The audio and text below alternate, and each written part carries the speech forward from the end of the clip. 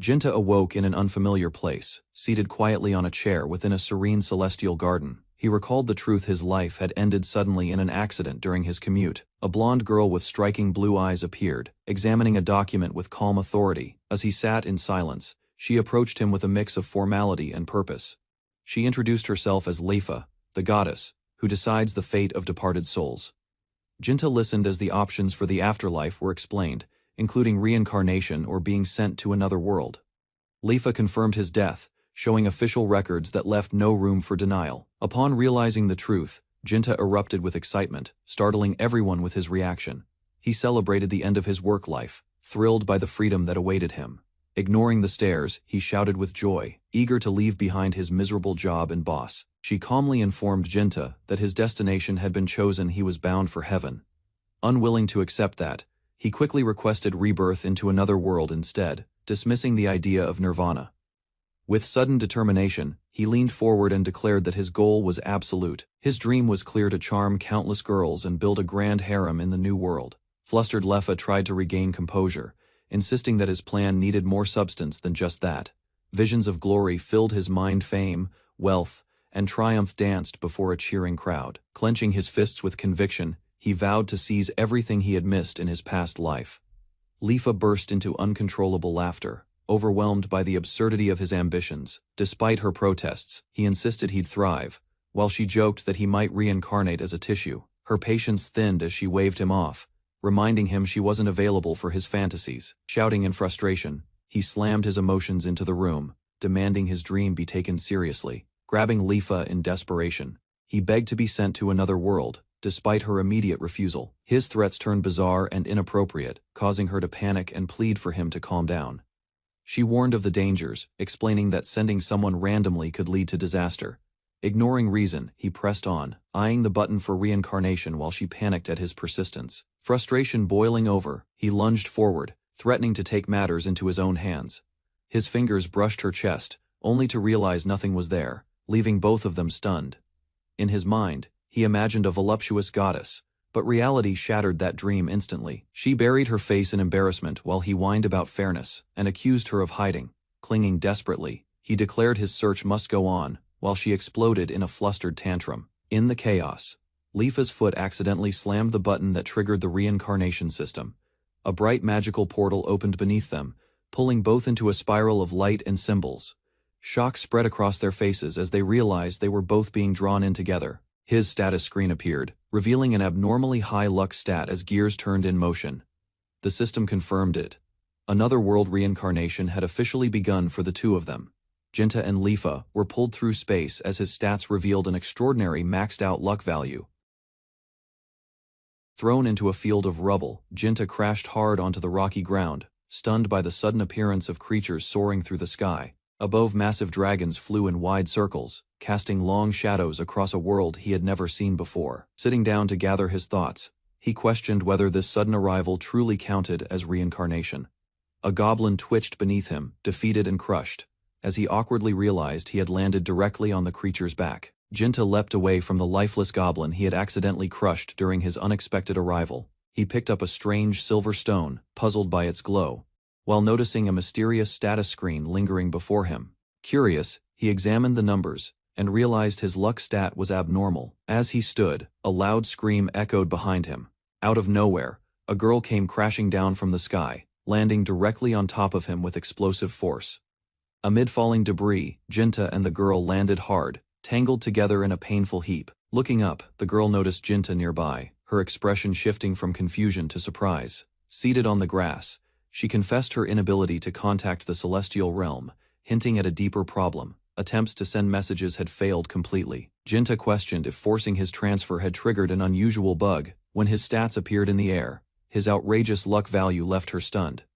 Jinta leaned back, startled, as the girl moved close, inspecting him with serious eyes. Frustration grew when she realized she couldn't see his stats, something a goddess should easily do. Confused by the anomaly, Jinta suggested it might be another bug caused by his unusual transfer. She broke down in panic, unsure how to return, blaming him for triggering the situation. Eventually, her anger softened. Jinta apologized, admitting he never meant to drag her into it. Jinta asked what she intended to do next, but the girl, frustrated, said she no longer cared. Regaining composure, she believed help would eventually arrive and told him not to worry. With calm resolve, she suggested he chase his own goals while she waited. Considering her situation, Jinta invited her to join him instead of staying idle. He wanted to take responsibility, offering her a way to make things right together. Jinta offered to stay with her, suggesting she might pull him along when help finally arrived. She hesitated for a moment, then gave a quiet, uncertain reply, leaving her options open. With a calm smile, Jinta admitted he couldn't leave a crying girl behind, even if it wasn't part of his plan. Embarrassed, she denied ever crying, trying to defend her pride. Finally, she agreed to accompany him, deciding to stay by his side for now. Lifa smiled with playful interest, curious about how Jinta planned to make amends for involving her. Without hesitation, she officially joined his party, surprising Jinta with her sudden enthusiasm. Jinta stepped forward in the unfamiliar world, introducing himself to the girl who greeted him. She smiled warmly and introduced herself as Lifa, cheerful and welcoming despite the situation. While they walked, Lifa mentioned Jinta's extraordinary luck just for being near her. Lifa paused, pondering aloud whether it was because she was cute. Flustered by her own words, she panicked, overwhelmed by embarrassment and confusion. Overflowing with pride, Lifa claimed to know everything about the world, from geography to monsters. With a casual gesture, she pointed out a small town in the distance. Striking a confident pose, she reminded him of her divine status and urged him to ask anything. Instead of a question, a playful remark caught her off guard as he presented a strange item. Eyes narrowed, she studied the object in his palm with a puzzled look. A quick glance at the crystal revealed it as a magical item known as a core, dropped by monsters. Lefa's expression twisted in shock upon realizing its silver hue, a rarity among cores. While she explained its ranking, disbelief set in as she learned he had found it by accident. Its value, she estimated, would easily reach 100,000 rin or more. Frustrated by his indifference, she urged him to appreciate his absurd luck. Defeating monsters non-stop, she explained how rare it was to find a core worth so much without weeks in a dungeon. With a smile, he offered to cover her needs so she wouldn't have to rough it outdoors anymore. Gratitude lit up her face as she accepted the kindness. Hesitating briefly, he shifted plans and agreed to head toward town with her. They walked together, her cheerful voice promising to teach him about the item box. Tall gates welcomed them as they finally reached their destination after the journey.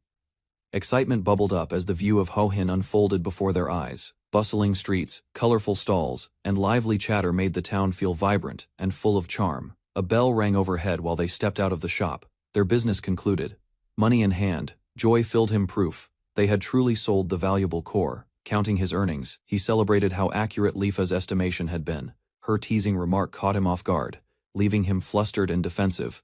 Before finding an inn, a loud scene nearby grabbed their attention. Two men argued near a strange machine as Lefa explained it was a type of item, gacha. Inside the machine, random cores rolled, each color tied to a different prize depending on luck. Luck was clearly the key, as he realized the gacha machine gave out random items based purely on chance. While some rewards gleamed with promise, most turned out to be worthless junk.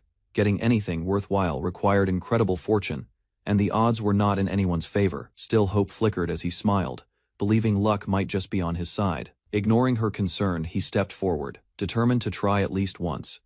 Cost didn't faze him, even after she warned he'd probably pull junk from the gacha. Confidently brushing aside her concerns, he reassured her, unaware of how dangerously addictive it could become. Despite the risks, he felt secure after all. A goddess was by his side.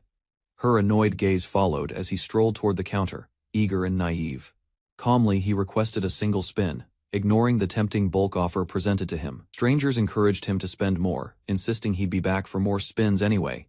Despite the pressure, he stood firm and requested only one try.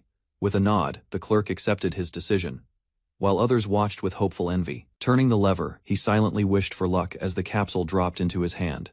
A shocking result stunned everyone. The summoned creature's stats were impossibly high.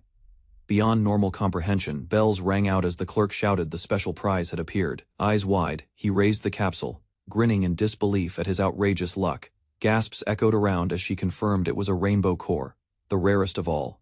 Chains rattled deep within the machine as the legendary weapon, Leviatine, unlocked. Cheering together, they celebrated the unbelievable moment. Leviatine was officially his. News of a legendary sword, Leviatine, spreads across the tavern. Patrons speak in awe of the one who drew it from the gacha.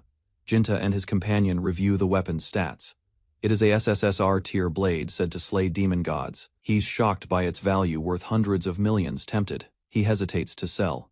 They discuss, testing it, unsure if he can wield it like the hero of old despite danger from thieves. The girl advises selling. The waitress delivered their dessert, a chilled dish called ice panego, catching their curiosity. Delighted by the familiar flavor, the girl lit up, happily confirming it was exactly what she remembered.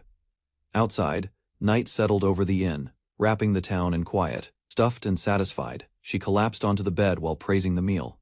Unable to return to the celestial realm, she decided to stay with Jinta for now. Jinta was asked about his future, prompting him to consider a path forward. He reflected on the adventurer role, thinking it might be the fastest route to gain status. Despite the dangers, he embraced the risk, motivated by his own goals. The girl reassured him, vowing to keep them safe from harm as long as she was there. Determined, she promised to guide him and share her knowledge of this world. Lifa proudly revealed herself to be level 999, calling herself the strongest goddess, though her stat said otherwise. Startled, Jinta questioned the truth, smacking the status board for confirmation. She tumbled to the floor, visibly shaken from the impact. Clutching her head, Lifa groaned, confused by the overwhelming damage. Jinta assumed it was a bug from the transfer, while Lifa sulked, turning her back in frustration. Unable to sleep, Jinta left his room, offering an excuse to the innkeeper on his way out. Back in the room, Lifa mumbled in her sleep, while Jinta struggled to relax beside her. He stepped into the night, claiming he was just out for a short stroll. Finding the streets quiet, he noticed a dozing guard and decided to test Levatine. Out in the open field, he summoned the sword using his item box. Impressed by its utility, Jinta gripped the legendary sword and tested its weight.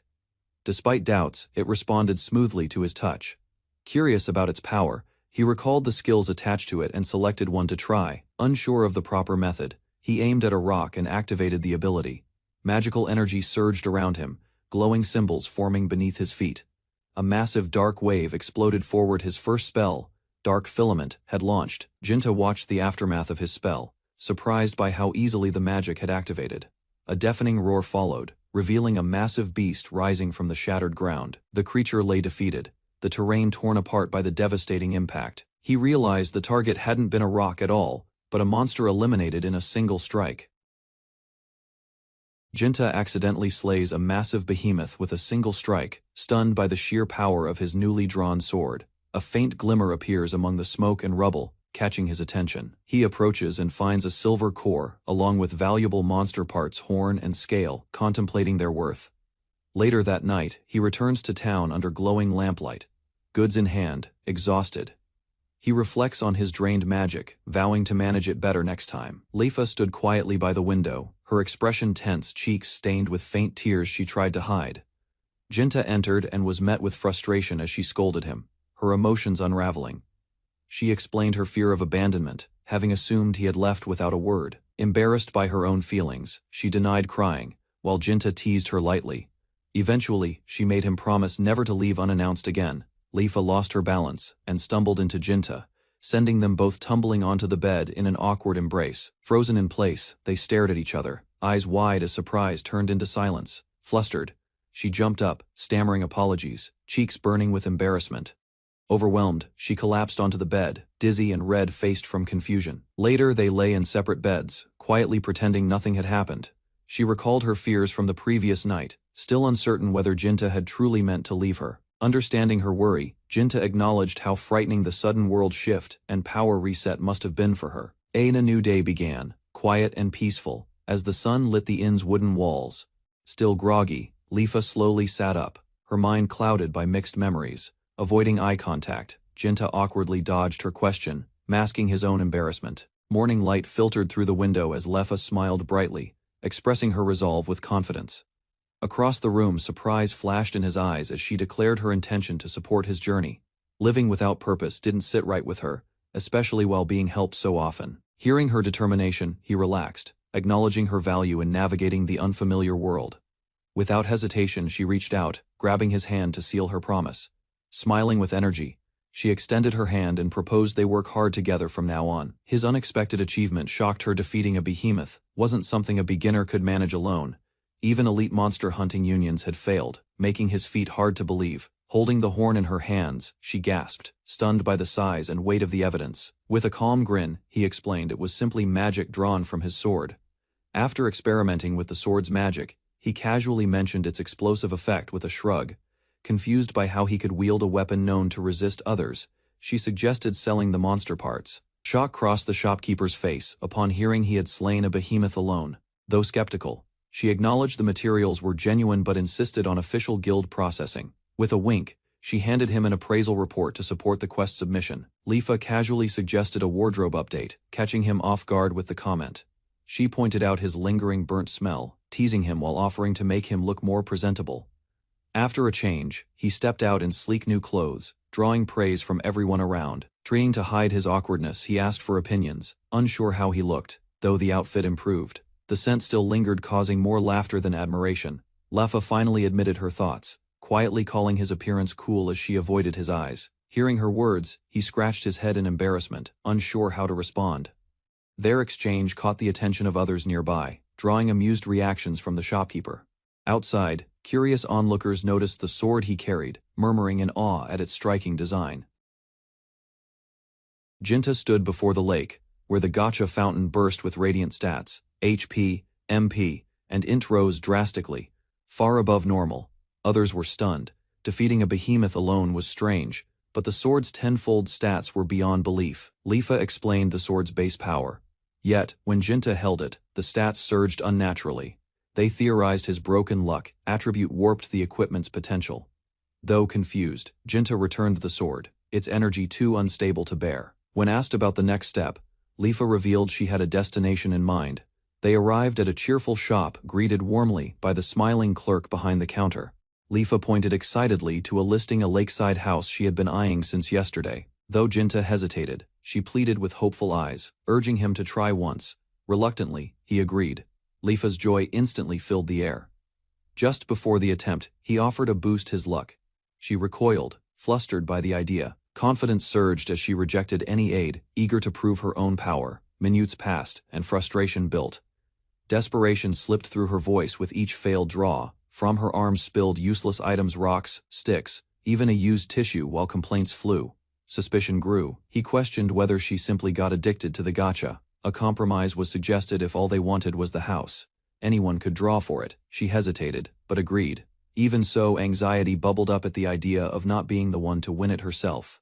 Fears spilled out, imagining cruel words about ownership if things went wrong. A promise was made: no matter who won, they would stay together, side by side. Embarrassed but smiling, she softly accepted. Caught off guard, he panicked when the clerk offered congratulations. His reaction only raised more suspicion. Recognition set in as the woman recalled their previous visit. She cheerfully praised his beginner's luck. Treeing once, she explained, was typical for newcomers, especially those aiming for something like a lakeside house. Without hesitation, he handed over payment, stating it was for someone dear. Smiling, she warned beginner's luck rarely strikes twice. Confidence brimmed as he requested a single pull, determined to win through sheer effort. Encouraged by the clerk's cheer, he reaffirmed his belief that he could do it again. Support poured in from behind, but he stayed focused, reaching calmly toward the capsule. Worried glances exchanged between staff. Another miracle would leave the prize pool empty. As the capsule opened, silence fell. Their stunned faces said it all. He examined the capsule, unsure of its contents. A yellowish rock left him doubting the result. Excitement spread when someone identified it as the gold prize, causing a stir around him. He offered the capsule to the stunned clerk, who froze in disbelief at the result. The announcement confirmed it: Lakeside House acquired. Shock overwhelmed the clerk, leaving her unconscious. After winning a luxurious house, Jinta and Lifa prepared for their next journey. The coachman mentioned the route had once been blocked by a fearsome dragon named Behemoth, making it treacherous until just recently. Curious, Jinta asked about the change, learning the beast had mysteriously vanished during the night. Grinning, he glanced at Lifa, amused by the unexpected revelation. Struggling to stay upright, Lifa confessed she wasn't handling the bumpy ride well. Lifa clung to the side of the carriage, pale and dizzy. The rough ride was taking a toll, despite their short time on the road. Suddenly, the cart jolted violently. Jinta and the driver snapped to attention as something startled the horse. A group of armed villagers blocked the path, demanding someone step out of the cart. Jinta emerged cautiously, met with unsettling laughter and suspicious stares, revealing they'd seen Jinta's gacha win and claimed the prize ahead of him. Jinta confronted the intruders, assuming they were after his newly won property. One man scoffed, dismissing the house entirely. Instead, their eyes were on something more valuable, the legendary sword at Jinta's side, a rare and powerful relic. The thugs spoke of its worth, revealing they'd been watching him closely. One of them grabbed Leifa, boasting about her looks. Their leader leered, making disturbing remarks, clearly underestimating the danger of provoking Jinta. Leader approached Leifa, amused by her glare despite her seasick state. His interest in her only grew without hesitation. He made a decision. Leifa was dragged off while she weakly protested, the rough handling, turning back to Jinta. He abruptly changed his demands, now wanting the house too. He claimed the location's isolation made it ideal for his plans, smirking confidently. With mock reassurance, he promised Leifa would be well taken care of, igniting silent fury in Jinta. Jinta admitted he had briefly considered surrendering the sword to end the conflict peacefully. Instead, he smiled confidently and refused their demands outright, calling them fools. With his weapon drawn, he took a firm stance, warning them not to underestimate him. The bandits tried to stay composed, brushing off his threat despite Leifa's worried voice, mocking the sword's worth. The leader called it junk moments before something unexpected began to happen. With a single swing, Jinta unleashed a devastating slash that ripped the air apart. A powerful wave surged forward, hurling enemies aside and carving deep into the earth as Jinta declared his defiance. When the dust settled, the battlefield lay in ruins, with the attackers strewn across the ground. Jinta blinked. Surprised the sword's light swing caused such destruction, tauntingly, he reminded the trembling thugs of their earlier threats as they fled in panic. The defeated thugs scrambled away, shouting apologies as they vanished into the distance, leaving silence behind. Jinta turned to check on Leifa, only to find her unusually quiet. Tears welled in her eyes, a delayed reaction to the fear and tension that had overwhelmed her earlier. Sitting beneath a tree, Jinta gently reassured her as she quietly admitted her fear, though stubbornly denying it aloud. With a tired sigh, he smiled, half exasperated by her pride. Despite everything, Jinta firmly declared he'd never hand over the house or Leifa to the likes of those thugs. Leifa stared at him in stunned silence, cheeks flushed as emotion overwhelmed her. She accepted his hand with a quiet, "Thank you," her voice trembling. As they prepared to leave, Jinta promised a gentler ride, while Leifa groaned at the memory. While exploring deep in the forest, they came across a secluded log house just as described. Inside, warm sunlight streamed across polished wood floors, and a fully furnished kitchen gleamed in the corner. Her eyes sparkled with joy. This was exactly the kind of home she had always dreamed of living in. Leaning out the window, she took in the fresh forest air and the serene view beyond the trees. Jinta noticed something unexpected outside. The peaceful moment was disrupted when a massive dragon emerged from the forest and approached the house. Roaring loudly, the dragon bared its teeth, panicked. The girl urged Jinta to act. Calmly stepping outside, Jinta assessed the threat. The dragon was a level 16 child. She was stunned to learn he had already reached level 18 in such a short time. Though he hesitated to fight a child, letting it attack them wasn't an option. Jinta raised his sword ready to strike, but the dragon suddenly dropped flat on the ground. The fierce tension vanished in an instant. Instead of resisting, the creature rolled over calmly, confusing Jinta with its unexpected behavior. He tried communicating, but the dragon's gestures only deepened the misunderstanding. Its gaze no longer held any threat, leaving Jinta puzzled about its true intentions. From the balcony, the girl shouted down sarcastically, provoking Jinta into a flustered outburst. To their surprise, the dragon's position resembled one of submission. The girl recognized it as a sign of fealty. When asked how it happened, Jinta admitted he had no idea what he'd done to earn it. A theory emerged: perhaps the dragon mistook his fire for something maternal. Jinta crouched to speak gently. The dragon gave a small cry, possibly answering his question. With uncertainty lingering, the girl quietly wondered what they should do with their unexpected guest. Observing the calm dragon, they agreed it seemed harmless. She even found it somewhat cute, unable to hide her eagerness. The girl wondered aloud what to do, clearly wanting to keep it. Jinta hesitated, but eventually allowed it at least until they could find its family. With a bright smile, she welcomed the dragon, who quietly accepted her affection. Their preparations complete, the trio declared their new start as proper adventurers with a dragon companion. Jinta woke up in an unfamiliar bed, staring blankly at the ceiling, confused and still processing his surroundings. He slowly turned his head and realized Lifa was sleeping beside him, sharing the same blanket. Memories of the previous day returned. They cleaned the house, explored the forest, and worked alongside the dragon. Night came, and they stood in silence, unsure of what to do next. With only one bed available, they reluctantly shared it. Lifa suggested they could share the bed, insisting it was spacious enough. Jinta hesitated, stunned by the idea of sleeping beside her. She averted her gaze, flustered, as the weight of the suggestion caught up with her. Later that night, she lay embarrassed, blaming him for her emotional state and demanding responsibility. Jinta could barely comprehend how things had escalated so quickly. In truth, nothing actually happened. As soon as they lay down, Lifa fell asleep peacefully, while Jinta stared into the dim room, unable to rest. He sat up slowly, sighing in defeat as he whispered frustration at how easily she affected him. Morning came, and Lifa woke up, yawning, casually announcing her hunger without a care. Delighted by the panegos Jinta had gathered, she eagerly prepared to eat. Nearby, their baby fire dragon, Haichin, watched sleepily under the morning sun. While having breakfast, Jinta brought up their plans for the day, prompting Lifa to listen with mild curiosity. She grew excited, mistakenly thinking he wanted to try gacha again, but he clarified he needed to return to town. They had forgotten to report the behemoth's defeat due to recent events surrounding the house. Realizing this, they agreed to visit the guild to finalize the paperwork. Knowing it was a long walk, they hurried to leave before it got too late. Hai perked up as Jinta and Lifa approached, her behavior hinting at something unexpected. To their surprise, she offered them a ride. Both quickly climbed on, grateful for her help. They set off toward Hohen, but quickly realized Hai couldn't fly. Even so, her speed impressed them. While riding, they discussed her growth, noting she'd likely learn flight. Soon Lifa, queasy from the ride, struggled to hold in her breakfast. At the town gate, Jinta and Lifa approached the guards, politely requesting entry. However, the sight of Hiei looming behind them left the guards stunned, and Tent standing calmly in front of the dragon. Jinta repeated the request to enter the town.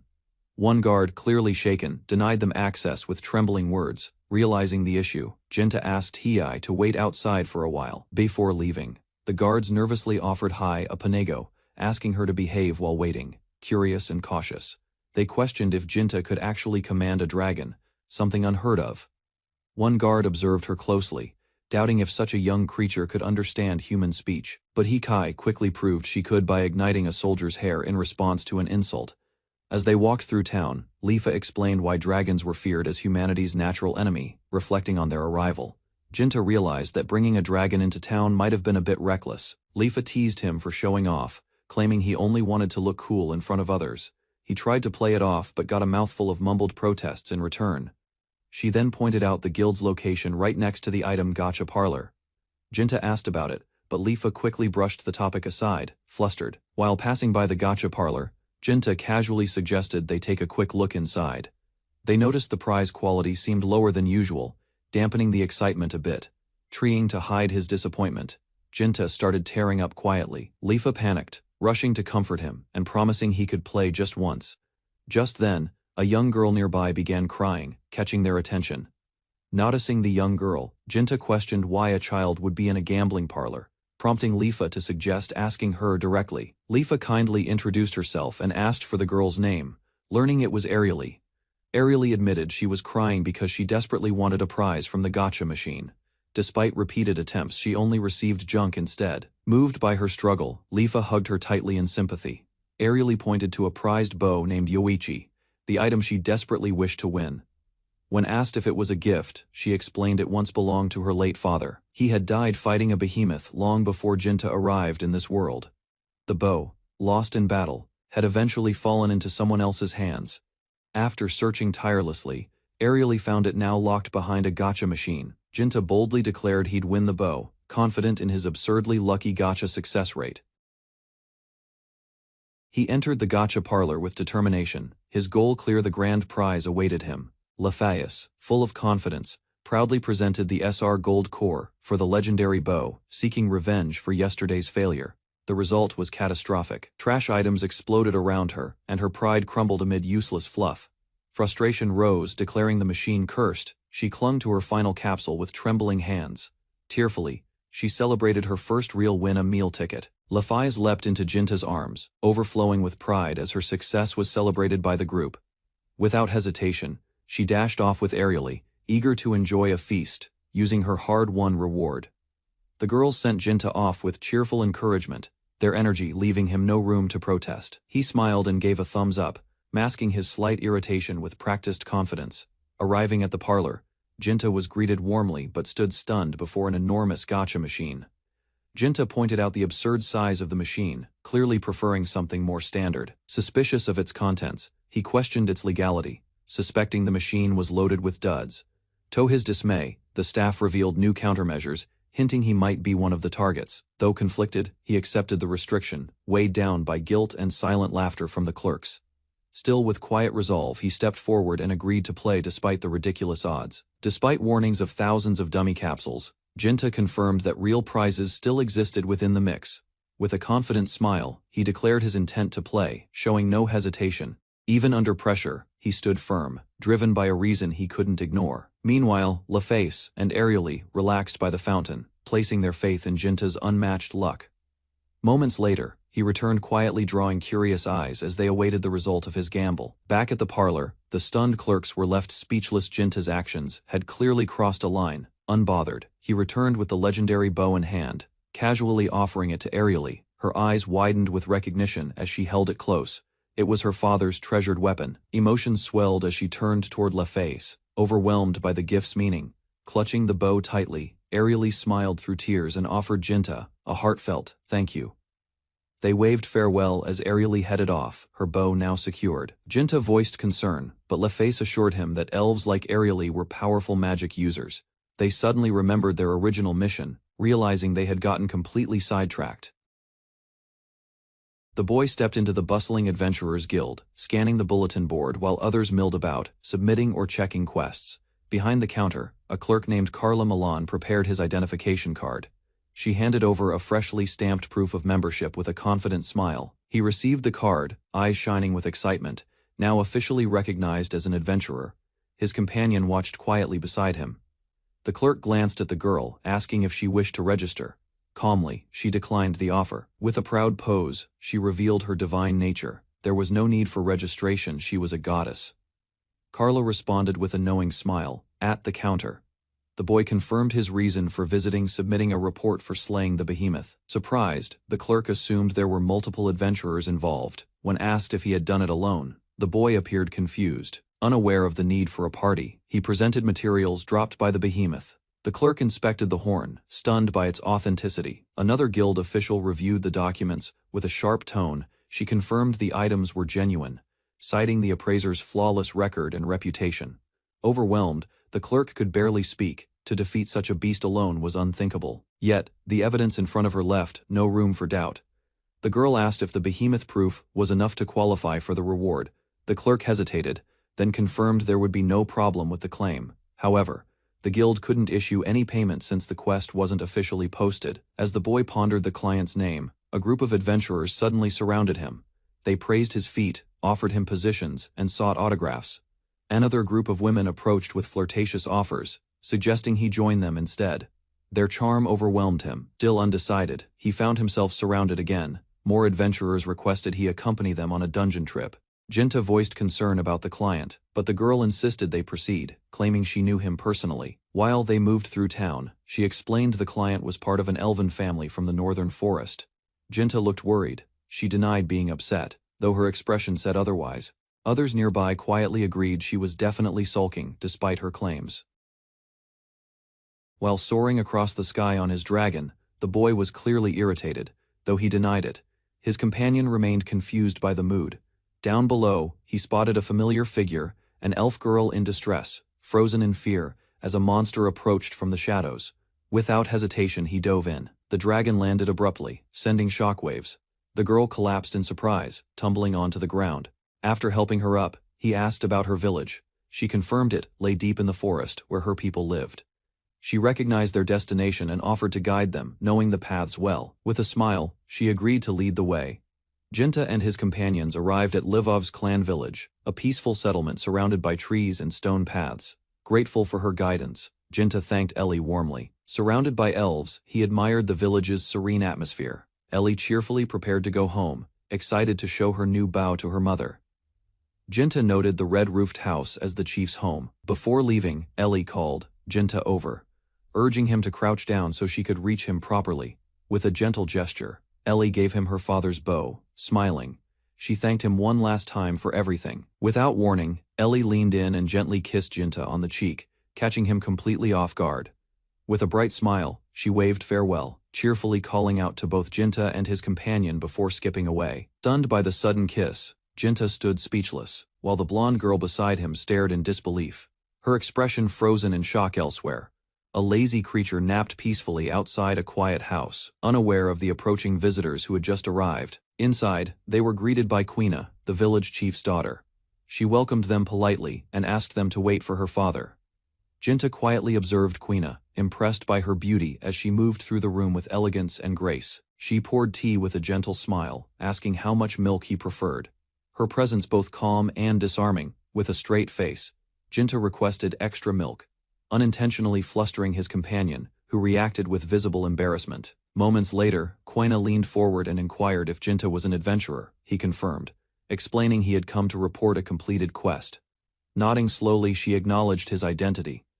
Her tone shifted, now recognizing that Jinta was the one they had been expecting. Quina smiled in relief just as her father entered the room, apologizing politely for making them wait. Introducing himself with dignity, the elder elf revealed his name: Levov, chief of the village. He addressed Jinta directly, noting that he had already received word from the guild regarding his recent actions. Wasting no time, Jinta responded calmly, requesting they discuss rewards immediately, showing his practical mindset. While Quina stood by, the chief explained the importance of the behemoth's defeat, a long-held wish of their clan now fulfilled. With a confident smile, the village chief hinted at a special reward for the one who fulfilled their wish. He declared that his beloved daughter, Quina, would be given to Jinta as a gift, catching everyone off guard. Shock rippled through the room as both Jinta and his companion tried to process the unexpected offer of marriage. Confused, Jinta hesitated, but the chief insisted. He praised Quina's skills and readiness to become the wife of an adventurer.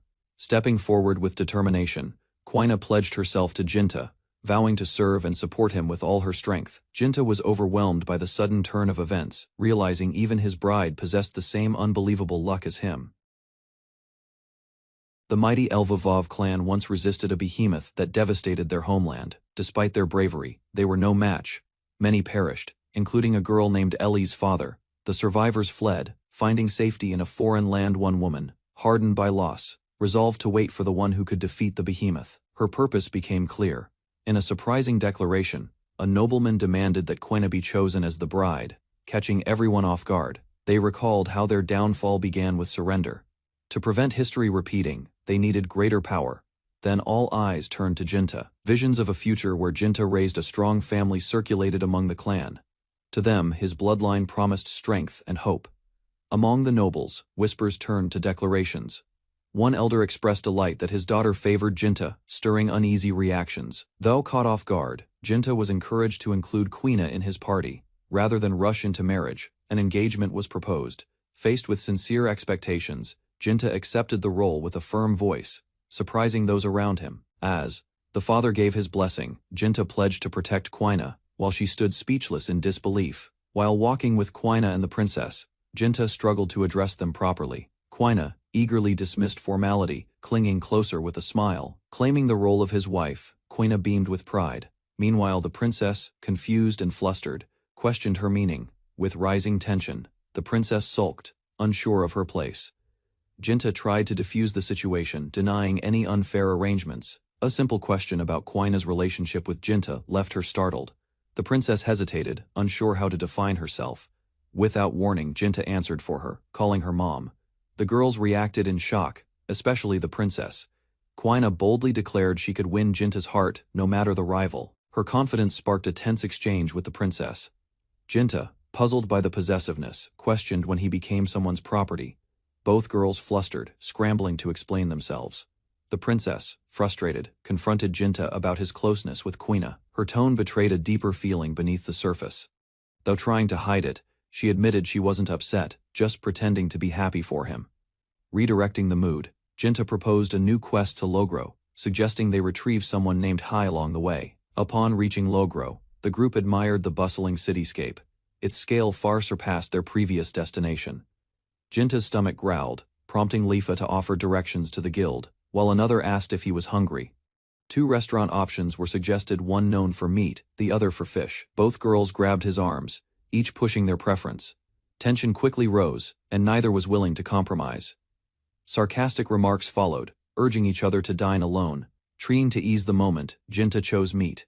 He asked Lifa to lead, and she proudly accepted with a bright smile. After choosing Lifa's restaurant, Jinta apologized to Quina. Lifa beamed, pleased with his decision, while Quina accepted it quietly. As they settled in, Lifa attempted to feed Jinta directly, embarrassed. She insisted she could eat by herself. During the meal, Quina flirted openly with Jinta. His face turned red, too flustered to even enjoy the food, while Lifa silently fumed. Noticing Lifa's silence, Jinta asked why she remained quiet. She responded by robotically repeating his name while eating. Quina teased her, suggesting she wanted Jinta's affection too. Caught off guard, Lifa denied it, trembling and shouting in protest. Lifa hesitantly accepted a bite from Jinta, though blushing. She responded to his gesture with unexpected shyness. Flustered by the experience, she admitted she couldn't even remember the taste. Embarrassment overwhelmed her senses. Quina teasingly pointed out Lifa's red cheeks, calling her shy. Jinta tried to downplay it, but Lifa snapped in protest. While eating together, the girls began understanding one another. Despite their rivalry, a quiet bond started to form. Quina reassured Jinta not to worry about Lifa. With a wink, she admitted she was beginning to like the girl. Jinta reflected on Lifa's personality, noting how Quina seemed more mature. Lifa, trying to stay composed, hinted she knew something about him too. He speculated on Quina's age, reasoning that elves matured slower due to their long lifespans. However, Quina's sudden shift in expression cast a chill. Her intense aura silenced the conversation. Lifa, alarmed, quickly denied any hidden meaning. Jinta realized he had unknowingly stepped into dangerous territory. Jinta arrived at the Logro Adventurers Guild, but remained stuck at the lowest rank. Despite his prior feats, the system required him to complete 10 basic quests to rank up, seeking action. Jinta asked for a fighting quest. The clerk suggested a request from the Merchant Guild, which was under threat. The quest involved defeating goblins attacking transport routes. However, it required a team, prompting a nearby girl to register as an adventurer too. Elf Girl offered her support, expressing deep devotion and willingness to follow him in any role. Another girl, watching the interaction, felt flustered and frustrated, unsure if she could keep up with the embarrassing affection. As the elf girl eagerly offered to register, she insisted on taking the quest with Jinta alone, leaving the other behind without hesitation. Lifa, flustered yet determined, shouted her decision to become an adventurer too, unwilling to be left out. By the time Jinta returned, he confirmed that the quest had been accepted, with all 3 of them included as party members. A rivalry sparked between the girls, while one questioned Lifa's combat ability. Lifa admitted she joined just to stay close to Jinta. Although still powerless, Lifa received Jinta's trust. With his reassurance, the group agreed to move forward together, uncertain but united. As the group prepared for departure, Jinta hesitated, unsure if he needed to change. Quina commented on his kindness toward Lifa, catching him off guard. With a playful wink, Quina clarified that the preparations weren't for themselves, they were solely for Lifa's sake. She then led them to a training spot, explaining it was the ideal place for rapid growth, even though it was her first time visiting too. Inside, they discovered a gacha facility. Quina pointed toward the item machine, eager to show its purpose. Jinta pulled a rare cleric staff perfectly suited for Lifa, who lacked combat skills but could now support the party. Quina cheerfully praised the deal they got at the gacha store, amazed by the price. Jinta, however, questioned her enthusiasm. Lifa, reacting strongly, called Quina nafe for trusting the results so easily, revealing her own doubts about gacha systems. Her frustration grew as she explained that winning great items wasn't simple. Her firm tone reflected past struggles and disappointment. Teasingly, revealed that Lifa's luck stat was the lowest possible, equating it with misfortune. The remark embarrassed Lifa further. Fired up by the insult, Lifa challenged Quina to a gacha duel, determined to prove her luck could beat the odds. Confidently, Quina claimed she could transform their funds into a pile of riches, boasting her skills at the gacha. Following Lifa's instructions, she stepped forward, paid the clerk, and activated the lever, while others watched in curiosity. After the spin, Quina returned with a heavy expression. Jinta casually asked about her result, sensing something went wrong. Disappointed, she revealed a mix of odd and rare items, though none matched what she truly wanted: the staff. Jinta praised her luck anyway, though Quina felt her haul was subpar. Jinta reassured her that compared to Lefa's usual results, It was practically a jackpot. Jinta hinted that Lefa's gacha results would speak for themselves. Moments later, she returned, trembling, clutching something ominous. Lefa had drawn a cursed set of grotesque items, including a sinister doll, leaving everyone horrified. As she approached to hand over the doll, panic spread. No one wanted to be cursed next. At the reception desk, staff quietly read a report from headquarters warning of a dangerous anomaly, someone labeled the gacha destroyer. The profile described a black-haired youth who struck jackpots with just 1,000 rin every time. Brushing it off with a smirk, one attendant dismissed the description as fantasy. Surely, no such absurdly lucky person could exist. Their skepticism shattered when a familiar face walked in, holding out payment with a calm smile in a single spin. He pulled an ultra-rare staff. Panic set in. The staff scrambled, praying Lefa had enough gear to survive alongside a man who bent probability to his will. While walking through the bustling town, Jinta spotted Lefa struggling to get attention. She clutched a strange doll, visibly distressed. Approaching her, he handed over the staff he had just acquired. Lefa, still troubled, admitted the doll wouldn't sell, no matter how hard she tried. Realizing the curse might be the issue, she requested the staff and prepared to test its purification skill. Magic began to swirl as Lefa invoked a sacred incantation. A radiant glow gathered at the staff's tip, enveloping the cursed doll in light. Moments later, a powerful beam descended. As the curse broke, the doll roared, softly transformed and freed, bathed in healing light. The curse lifted, and the doll returned to a harmless, innocent form. Lefa sighed in relief, softly praising it for behaving. Watching from nearby, Jinta confirmed the staff's power worked perfectly.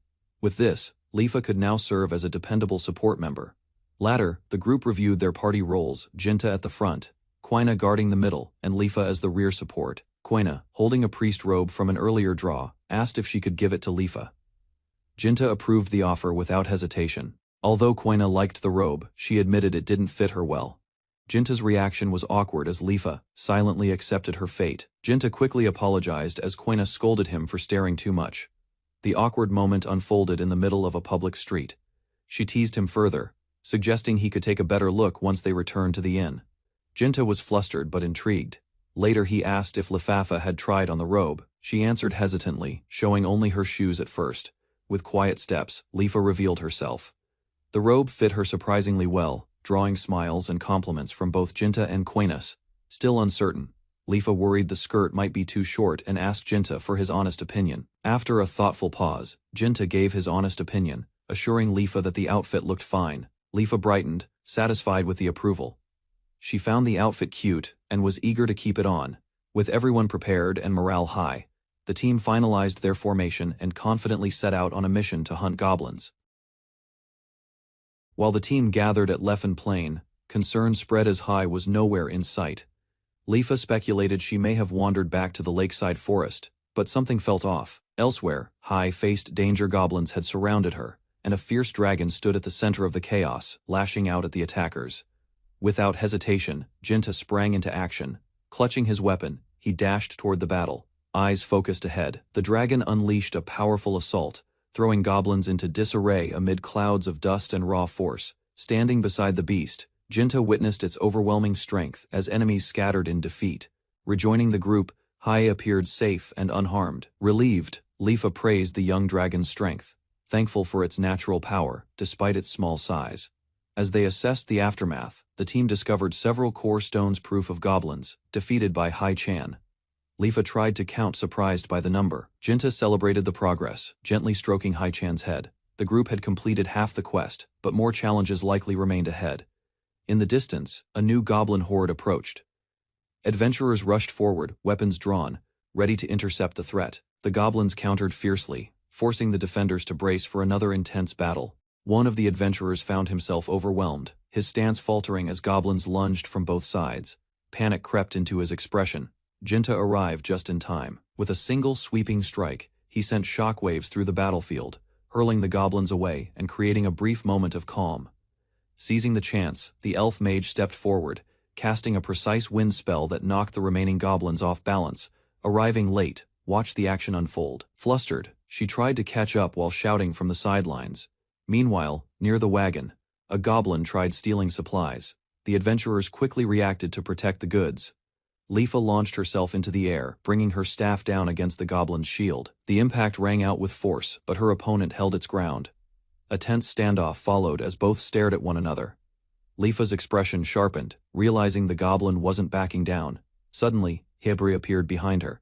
Sensing her distress, the dragon stood firm, eyes glowing in response to the danger. With a roar, Hai unleashed a powerful breath attack, forcing the goblins to scatter. The sheer force startled even the adventurers, alarmed by the blast.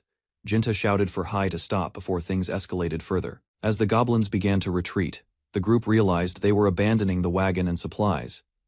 Jinta quickly assessed their escape path, suspecting it led to the goblins' hideout. The group agreed to pursue them. With renewed purpose, Jinta, Lifa, and their allies prepared to chase the fleeing enemies into unknown territory. In the heart of the forest, Jinta and his party searched for the goblins' hideout. Shadows stretched between trees, and a sense of unease hung in the air. They soon stumbled upon wreckage-broken carts, shattered crates, and abandoned weapons scattered across the ground. Signs of a recent attack were everywhere. As Jinta moved forward, his foot struck a buried spear, throwing him off balance. The others quickly turned, sensing danger. From the underbrush, elite goblins emerged, more formidable than any they had faced before. Without hesitation, the group assumed formation. Quina readied her defense, Lefa prepared healing spells, and Hai stood by, waiting to charge. With the team ready, Quina gave the signal to begin. Jinta charged forward on Hai Chan's back, weapon drawn and eyes locked on the enemy. In the chaos of battle, Lefa tried to stay calm. She repeated her training in her mind but froze as a goblin approached from behind. Reacting just in time, she swung her staff and struck the goblin with force. Quina called out, warning her not to lose focus. Meanwhile, Jinta cut down his opponent effortlessly. He moved with confidence, barely fazed by the goblin's aggression. Suddenly, Hai tensed. Jinta noticed and turned, sensing that something even more dangerous was near. From the shadows, a towering goblin emerged, clad in heavy armor and radiating power. It stood taller and stronger than any seen before. Magic struck its body, but the attack shattered harmlessly. The creature didn't flinch, shrugging off the spell like nothing. Quina identified the armor as one used by high-ranking druids. The group realized their opponent wasn't just strong, it was equipped with looted, enchanted gear. Jinta hesitated, confused by the terminology, but noted the goblin's fine armor, likely stolen from fallen merchants. Recognizing the threat, Quina urged retreat. The party prepared to fall back, wary of the goblin's overwhelming strength. Standing over the fallen goblins, Jinta surveyed the aftermath. His calm expression masked the force he had just unleashed. Determined to end the threat, he voiced his intent to wipe out the entire nest that day, unwilling to risk more destruction to the plains. Quina hesitated, but Lefa reminded her of Jinta's past victory over a behemoth. That alone was proof of his strength. With Hai behind him, Jinta reassured the group. Unless something worse than a behemoth appeared, they had nothing to fear. Despite his confidence, Quina and Lifa grew self-conscious. Jinta quickly comforted them, reminding them their support made him stronger. Jinta insisted on taking the lead, determined to shield Quina and Lifa from harm. His serious tone left both girls stunned, moved by his words. Quina embraced him tightly. Lifa laughed, touched by the gesture, though slightly worried. The team prepared to advance again. With their spirits high, they pressed deeper into the woods for the sake of the plains. Suddenly, a shadow loomed ahead. Behind a group of goblins, a towering armored figure emerged from the mist. Following a successful quest, the party settled into a quiet clearing. The girl relaxed against the dragon's large frame, surrounded by supplies and a chest of recent loot. With staff in hand, she cast a soothing spell, her expression calm and focused. The creature let out a contented growl as the pain faded. Acknowledging her progress, her companion smiled. She responded with pride, clearly growing more confident in her abilities. Turning to the dragon, the boy offered a playful apology and promised a well-earned reward once the task was over. Their laughter echoed through the woods as light-hearted teasing brought the day to a cheerful close. Jinta wiped the sweat from his face, caught off guard by the heat and exhaustion. Nearby, the dragon fluttered playfully, while the others watched in confusion. The group reached a wide clearing deep within the forest. Surroundings hinted they might have entered an uncharted area. Observing the shift in atmosphere, one of the girls noted how the air grew denser and harder to breathe. Sudden tremors disrupted the silence. Trees rustled, and tension surged through the group. Everyone froze, eyes widened as a powerful presence approached, shaking the ground beneath their feet. A massive figure stepped into view, shaking the earth with each stride. the Goblin King, armed and towering, loomed over the party, his stats overwhelming. Jinta froze in shock as the enemy charged. Lifa pulled the others back, recognizing the threat immediately. With one swift motion, the Goblin King launched their dragon companion through the air, crashing into the distance. As panic spread, Jinta stood firm. The enemy raised its weapon, but he refused to retreat. Seizing the moment, Jinta countered with a powerful strike, catching the Goblin King by surprise. While the others prepared their magic, Jinta stood calmly within a glowing summoning circle, blades ready and eyes locked ahead. Without hesitation, he unleashed a devastating attack, sending a torrent of dark energy directly toward the Goblin King. The explosion stunned the others. Jinta admitted he had tried to restrain it, but the magical force overwhelmed even his control. After the blast faded, the group lay scattered across the battlefield, drained from the impact. As they recovered, concern turned to Hai-chan, who remained motionless, caught in the spell's destructive aftermath. Jinta scanned the area, puzzled. He was sure Hai had landed nearby, but she was nowhere in sight. Kneeling down, he explained to a nearby girl that he was looking for Hai-chan, though her sudden disappearance made little sense. A small voice called out from behind. Jinta turned around, confused by the unfamiliar sound. Standing before him was a mysterious, cheerful girl with horns. Her appearance caught everyone off guard. Without warning, she leapt into his arms, calling him master, leaving Jinta completely stunned and speechless. To everyone's shock, the horned girl proudly introduced herself as Hai-chan, her voice and smile confirming the strange transformation. A young girl with horns and wings appeared before the group, her features drawing immediate recognition, trying to recall the events. She mentioned being blown up and crashing into something unfamiliar. The entire situation remained unclear, even to her. During the impact, an odd liquid had entered her mouth, a detail that might have triggered the transformation. Soon after, her body began changing, taking on this strange new form. Jinta, still processing everything, stood silently in disbelief. To help her, one of the girls wrapped a cloak around her small frame. Though movement was difficult, she was promised proper clothes.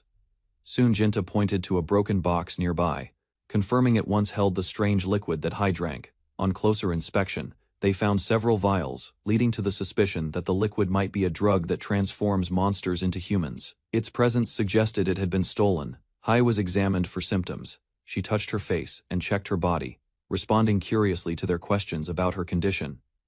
Grinning, she declared she felt nothing at all. Jinta, flustered, urged her to cover up. With no immediate solution, they agreed to wait. Jinta hoped the drug would eventually wear off. With the enemy boss defeated, the group decided to return to town and report their success. Relief filled the air after a long battle. In town, they visited an appraiser to examine a mysterious cluster of core stones. The old man seemed intrigued by the dense material. Jinta clarified they needed only 20 cores inspected for the report. The appraiser acknowledged the request, estimating it would take some time. Hai curiously observed the appraisal process, her eyes fixed on the man's feathered pen as it moved across parchment. Amused by her interest, the appraiser asked her thoughts.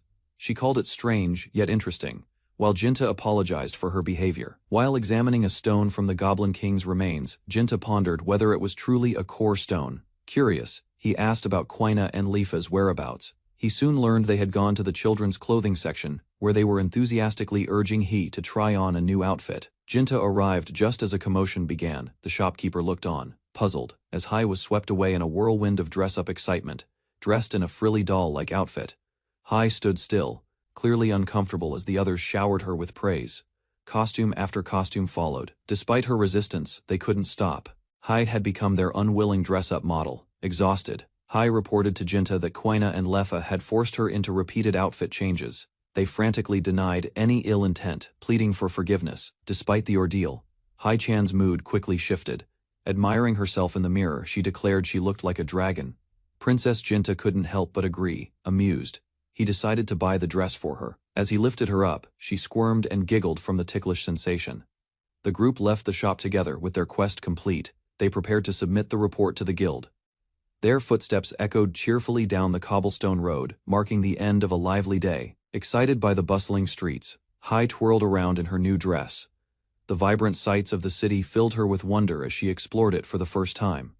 She admitted she'd always waited outside before, never experiencing the city's charm. Being with her master now made her genuinely happy, leaving the others feeling quietly guilty. Suddenly, her stomach growled loudly, weak from hunger. She clutched her belly, claiming she might collapse. Jinta asked what she wanted to eat. Taken aback, Hairi shyly responded with a simple smiling. Jinta encouraged her. With a nod, she made her choice. Hai-chan, cheerful and sincere, declared her craving for goblin meat, surprising the group with her unusual appetite. The others froze. Faced with stunned silence, she quickly reconsidered, while the group awkwardly accepted her apology and moved on. Gratitude lit up the girl's face as she beamed at Jinta, her joy sincere and disarming. He silently vowed to protect that smile. Surrounded by praise, Jinta scratched his head, modestly accepting the compliments. Clearing the goblin nest had brought unexpected relief to the town. Talk shifted to rewards and relaxation. With the mission done, some suggested splitting profits, while others leaned toward sharing a meal. Before a decision was made, one girl excitedly proposed heading to the item casino, her eyes sparkling with anticipation. Their plans paused when a new request surfaced: an urgent job with a staggering reward, too serious to ignore. The group reviewed the details of the request. Despite months of searching, no one had found the missing man, and now the reward had grown considerably. Speculation followed. Rumors spread that the man, Ryan, had been working on a secret drug, financially backed by a powerful client. He had vanished 6 months earlier, leaving behind no trace. Suspicion lingered, especially with his research disappearing alongside him. One girl's frustration boiled over. She couldn't ignore the injustice of someone stealing vital findings. Determined, Jinta declared his decision. He would take the quest and uncover the truth himself. Jinta examined the file carefully. The man named Ryan looked ordinary. Nothing stood out beyond his age and glasses. With only a name and face, Jinta voiced his doubts. Tracking someone with such little information seemed hopeless. Just as hope waned, the horned girl stepped forward. She recognized him. He had once lived in her master's home. Surprise filled the air. They confirmed the connection, recalling times he visited the estate regularly. Further memories emerged. Ryan often brought gifts from the forest, like panagos, leaving no doubt in her mind it was truly him. Jinta listened carefully as the girl explained Ryan had left the forest just days before her master arrived. Although no one knew where he went, Jinta saw hope in how recently Ryan had vanished. Searching the nearby house might reveal something. Their journey brought them to a wooden cabin tucked between trees, sunlight breaking gently through the forest canopy. As the group admired the place, they playfully argued over who the house truly belonged to, eventually agreeing it was everyone's home. Later, a quiet moment sparked questions. The girl, Hai-chan, couldn't recall how long she'd lived there, or anything about her parents. Hai quickly drifted to sleep in the arms of her companion, worn out from the day's talk. Elsewhere, Jinta uncovered a diary belonging to Ryan among the bookshelves. He scanned the pages, hoping for answers, anything to explain the mystery. But what he read changed everything. With a heavy tone, Jinta decided to abandon the quest. Jinta discovered that Mr. Ryan had been detained in a laboratory by the Merchant Guild and coerced into creating a mysterious drug. According to the journal, the drug was a potent anesthetic meant to subdue both monsters and humanoids. During the experiments, the guild captured a female fire dragon and her eggs at Mount Nail to test the drug's effects. Shockingly, Hai and her mother were among the test subjects used for these brutal trials. Although Hai was still unhatched, her mother suffered repeatedly as Mr. Ryan resisted the guild's cruel demands.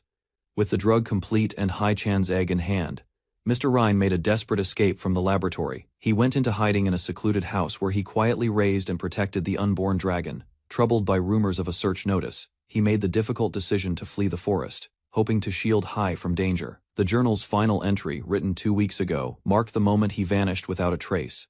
Completing the quest now would mean handing Ryan over to the very guild that exploited him. Jinta firmly refused to betray the man who had risked everything to protect Hai-chan's future. He admitted his decision to abandon the quest, knowing it might seem selfish but necessary. To his surprise, Quina warmly agreed, expressing her support with a smile and calling him by name. Before he could respond, a sudden tremor jolted the room, catching both of them off guard. Realizing the disturbance came from below, Jinta rushed downstairs, fearing the guild had discovered their location and shouting for Lifa and Hai-chan. Lifa appeared atop the balcony, clinging tightly to a startled dragon form of Hai-chan. Flustered and anxious, she quickly offered to explain everything that had just occurred. She admitted, she thought Hai was still in her smaller form, only to realize too late that the effects of the drug had worn off, returning her to dragon form. Suddenly, an external force activated. An unknown voice commanded a portal to open. just outside the house. Jinta reacted swiftly, launching Hiei into the air away from danger as enemies lay scattered below. After safely retrieving Hiei from the item box, the group realized they had avoided destroying the house thanks to its unique storage magic. While reading further, Lifa uncovered the truth about the Alatis Merchant Guild and their dark dealings in monster trafficking. As the discussion turned to Hiei-chan's mother, concern grew over what remained unresolved in Mr. Rain's notes. His diary confirmed her location still imprisoned in a cage somewhere on Mount Nail. Determined, Leifa expressed her desire to rescue the mother and reunite her with Hiei-chan. As Jinta and the others waved goodbye, Leifa stood puzzled by his sudden departure. She ran after them, only to learn they were heading to Mount Nail without her. Jinta revealed their mission to rescue Hiei-chan's mother, prompting Leifa to quickly join the unexpected rescue adventure. Preparing for a journey, Jinta and the others realized their mount couldn't carry 3 people. Leifa, anxious and hesitant, was chosen to be stored instead. With little ceremony, Jinta opened the item box and forcefully tossed Leifa into the void despite her protests. Inside the item box, Leifa fumed, shouting in frustration at the rough treatment she received. Jinta casually sealed the box, remarking on her attitude, while the others observed her items listed neatly within. Leifa had simply lost a game of rock paper scissors, sealing her fate as luggage for the trip. With Leifa stored away, Jinta encouraged the group to continue the journey. Koina praised her friend's sacrifice, calling it noble. Moments later, Jinta noticed a few emergency food items were missing. Suspecting Leifa was secretly consuming them from inside the item box, he shouted in disbelief. The supplies continued to dwindle, confirming his suspicion. Koina and the dragon found it amusing, while Jinta grew concerned about their pace. Riding swiftly across the landscape, they searched for the right path. Jinta asked Koina for guidance as they scanned the surroundings. Eventually, a mountain came into view. With relief, Koina pointed ahead, and the dragon picked up speed. As night approached, Jinta decided they should set up camp at the base of the mountain. Curious about Leifa's condition inside the item box, Jinta cautiously opened it, hoping she hadn't consumed all their stored food. While preparing to retrieve her, he tugged at something unexpected. A startled reaction from inside followed, warning him not to pull so carelessly. Clothes flew out of the box before Leifa herself appeared with a thud. Jinta stood still, puzzled by what had just happened. Emerging in disarray, Leifa glared at him, cheeks flushed in frustration. Jinta muttered a quiet apology, realizing his timing couldn't have been worse. Jinta tried to explain the misunderstanding, flustered by how things looked. Koina teased him, suggesting she'd gladly assist if that was truly his intention. Meanwhile, Leifa demanded her skirt back after realizing it had been accidentally stored. Jinta, still apologetic, fumbled with the item box. Later that evening, a quiet fire crackled between them. The group settled down to rest before tomorrow's climb. As the flames flickered, Jinta reflected on their journey. He wondered aloud if the dragon's mother was really on the mountain. Watching Hiei gaze at the peak, he concluded she must be. Her constant focus on the mountain said it all. Jinta explained that Hiei had been sensing something for a while. The group realized the dragon was likely responding to her mother's presence nearby. Staring at the mountain under moonlight, Jinta silently promised Hiei they would reach the summit. Elsewhere, a tense meeting unfolded. Yahello, an executive of the Alatis Merchant Guild, expressed frustration over the lack of news about Ryan Friedman. One of his subordinates reported that even their experimental goods had been stolen by goblins. Despite setbacks, Yahello wasn't ready to abandon his plans. Speaking to a cloaked figure named Master Meld, he insisted the fire dragon still held value. The morning sun lit their path as Jinta and his companions resumed their climb toward the mountain's peak, determination visible in every step. Climbing grew harder by the minute. Jinta led the way while the others struggled to keep up. Suddenly, a misunderstanding sparked. Leifa mistook a comment for an insult, her frustration exploding over the comparison with a cliff. As they reached a clearing, Jinta spotted a large cage embedded into the mountain. The group speculated it could be the dragon's prison. At last, confirmation came. Inside the bars, resting quietly, was Hiei-chan's mother, finally found after their long and winding journey. Jinta calmly confirmed to Hiei that the dragon inside the cage was indeed her mother. The little dragon looked on, uncertain and emotional. Drawing closer, Hiei softly called out. The team grew tense as they noticed the mother dragon was unresponsive and visibly unwell. Analyzing her condition, Jinta read her status screen. She was suffering from paralysis, confusion, and fatigue. Without warning, the dragon stirred violently. Her eyes glowed with aggression, and Jinta shouted for everyone to move back. A powerful roar erupted from the cage. As the ground shook, the group scattered in panic, realizing the reunion wouldn't be peaceful after all. The The mother dragon roared without warning, forcing Jinta to react swiftly. He braced himself, weapon in hand, as Hai panicked behind him. A devastating blast of fire surged from the cage. Jinta countered it with his own skill, shielding the others from the powerful dark flame. With the explosion finally neutralized, Jinta explained he had just barely managed to cancel the attack. He deduced that the dragon's mind was being affected by drugs. Lifa might be able to help using her purification magic if they could act in time. Before they could try, a group of enemies arrived. A soldier demanded to know who they were. Quina proudly declared their mission to rescue the fire dragon, clinging to Jinta. Lifa scolded them for not staying focused. Jinta arrived with his companions and stood before a group guarding a dragon. The air grew tense as accusations were thrown. Suspecting Jinta's group of trying to steal the fire dragon, recognition set in Jinta's identity as the feared gacha destroyer spread quickly. His reputation as a dangerous magic sword user sent ripples through the enemy ranks. Memories of destruction surfaced. Survivors from Hohin whispered about his past assault that nearly annihilated their allies. Panic spread. Jinta's current strength, an elf, a powerful dragon, shocked them all. In a rushed decision, the commander ordered the dragon's cage opened. Fearing retaliation, the enemy side regained confidence, announcing the arrival of a powerful monster tamer, Meldas. His presence was meant to tilt the odds back in their favor. Jinta and his allies were stunned. The possibility that Chai-chan's mother could be controlled sparked alarm. Tension escalated as the fire dragon emerged. Towering over the group, its presence was overwhelming, its aura fierce. Despite their earlier bravado, the enemy's forces were visibly shaken. Fear replaced their smirks as the dragon's full presence loomed. Without hesitation, Meldes prepared to seize control, unleashing magic to turn the dragon against Jinta's party. A sudden blast of fire surged from the dragon, striking Meldes head-on. The magical attack hit before he could finish casting. Panicked voices rose as the cloaked tamer stood ablaze. Calls for water echoed while Jinta observed with confusion. Smoke trailed behind as Meldas collapsed, face down, smoldering from the failed attempt. Jinta casually approached, unfazed by the chaos. Standing nearby, Jinta asked if he was all right. The girl beside him watched silently as Meld sizzled on the ground, unable to answer. Without a word, the cloaked man fled the scene, leaving everyone stunned by the unexpected retreat. The remaining group stood in confusion as Meldas fled. His allies panicked, shouting for him to stop, but he was already gone. Jinta and his group watched the retreat, bewildered. He tried to redirect attention, but the others were still recovering from the chaos.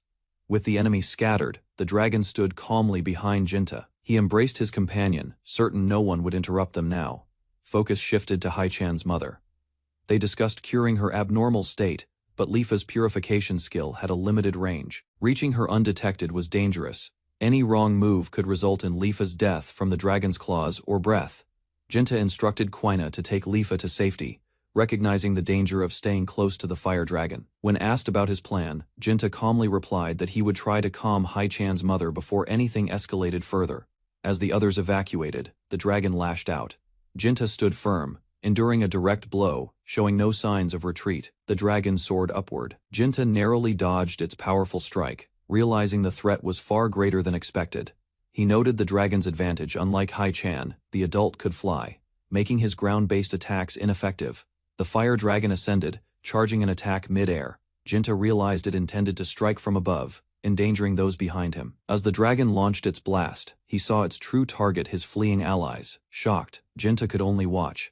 The impact landed near Hai and the others. Debris flew as they braced for the blast. Narrowly avoiding serious harm in that moment, Hai flapped her wings. With effort, she finally took flight, carrying the girls to safety. High above the cliffs, Ai takes flight for the first time, wings cutting through the air with surprising control.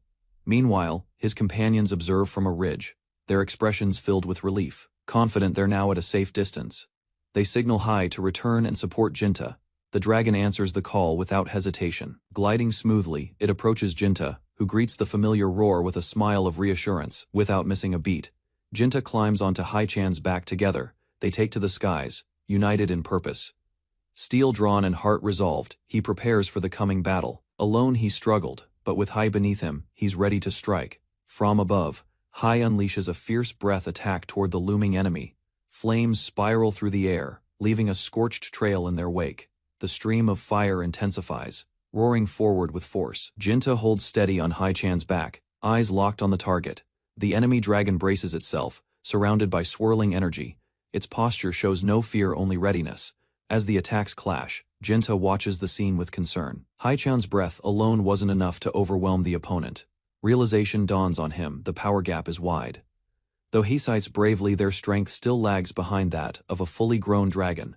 A sudden attack closes in on Quina and Lifa. Quina reacts instantly, stepping forward and casting a protective spell, forming a wall of wind to block the blast. The barrier holds just long enough, though they withstand the impact. Both girls are visibly shaken, the intensity far greater than expected. His expression shifts to worry as he spots their exhausted figures through the dust. Despite the strain, Quina urges him to focus. Their priority is clear: he must reach Haichan's mother, before it is too late. While Jinta flies forward on Haichan, explosions erupt ahead. The next battle has already begun, and time is running out. Hovering midair, Jinta realizes his dark flame has little effect against the enemy fire dragon. Attacking with fire against fire proves futile. Weighing his options, he understands a sword strike won't land with enough power unless he finds a moment to stabilize. Hai cries out, sensing his tension. Looking to his partner, Jinta prepares to ask something difficult. Haichan's eyes show quiet determination. Meanwhile, the girls watching from below notice Haichan's speed faltering. Her inexperience with prolonged flight is catching up. A new attack approaches. Jinta urges Hai to endure just a little longer as they brace for impact. With no time to spare, Jinta urges Hai to charge in. The others realize his plan to close the distance before the dragon's breath can be unleashed, but they're too slow. A torrent of fire erupts from the enemy dragon, engulfing the skies. Jinta and Hai vanish into the blast. Lifa and Quina cry out in panic, fearing the worst. Yet the enemy senses something is off. Jinta isn't where he appeared to be. From a different angle, Jinta prepares a bold maneuver. He warns Hai that what's coming will hurt. Without hesitation, he launches himself downward, blade drawn. The surprise attack lands with crushing force. Jinta reassures Hai as he strikes the enemy with the blunt side of his sword, launching them crashing into the earth. A colossal dragon lay motionless amid shattered stone, its body slumped and wings limp from the crushing blow. From afar, the girls observed the scene with cautious relief. One noticed Hai, gliding down, seemingly unharmed, her small form silhouetted against the sky. As the daughter of a fire dragon, she endured the flames with ease, earning praise from her companions, rather than brute force. Jinta relied on timing, slipping through the explosion's blind spot to strike decisively where it counted. Offering quiet gratitude, he commended Haichan's efforts. With a cheerful chirp, she responded, and preparations for the next challenge quietly began. With determination in her eyes, the girl stepped forward, raising her staff. She declared it was her turn and prepared healing and purification spells to support the team. Before she could begin, a tremor shook the ground. Everyone turned in alarm as something unexpected stirred beneath their feet. A sudden landslide erupted, sending rocks cascading down. The aftermath of their battle had triggered a chain reaction from the unstable terrain. Panic spread as they debated whether to escape into the item box. Fear of being buried alive made the decision difficult. Drawing his sword, he promised to clear the debris using his most powerful dark flame. Jinta instructed the group to stay back while he prepared a risky maneuver. The urgency of the situation left no room for hesitation. He summoned energy around himself, channeling every ounce of power into a single precise action. Determined, Jinta pushed further, pouring all his magical strength into the attack. His gaze sharpened, repeating the command to give even more energy to the spell. A commanding voice resonated from the sword, declaring itself the Lord of Destruction. Its presence radiated overwhelming power, filling the area with tension. The sword's power surged, ready to obliterate the obstacle, while he prepared for the next stage of battle. Jinta's patience ran thin as the sword's voice continued. He moved swiftly, warning the entity to stay silent while preparing his next action. Dark flames erupted from his blade, swirling with immense force. Every ounce of his magic surged outward, carving a path through the debris. The attack expanded, consuming the unstable ground and scattering rocks and sediment. A massive plume of destruction rose into the air. Observers watched in awe as the dark flame cut a clean swath through the terrain. Hai and the companions stood unharmed, shielded by Jinta's power. When the energy finally settled, Jinta's expression betrayed both relief and exhaustion. The mountain terrain shifted violently after Jinta's attack. Rocks and soil scattered, leaving a dramatically altered battlefield behind them. While the group observes the scene, Jinta confirms that Haichan's mother still hasn't recovered fully. With all status ailments cleared, the dragon is expected to wake up soon. Hearing this, The others relax, reassured by the positive outcome. A slow movement signals her awakening. The towering dragon lifts her head as her child excitedly calls out nearby. In response, the healer playfully echoes the sound, earning a puzzled yet amused glance from Jinta. The mood shifts from tense to light-hearted. As the dragon affectionately licks her child, Jinta reflects on their strong connection. It's clear she instinctively recognizes her offspring, bringing comfort to everyone. The dragon and her child exchange a few final gestures, reaffirming their plan. Their bond is strong and everything seems to be going as intended.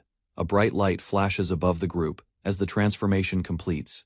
Hai sobs with emotion, overwhelmed by the moment. Majestic woman appears, having taken on a humanoid form. She calmly states that she learned everything through her child's memories. With deep gratitude, she bows to the group, apologizing for her past behavior and thanking them for protecting her daughter.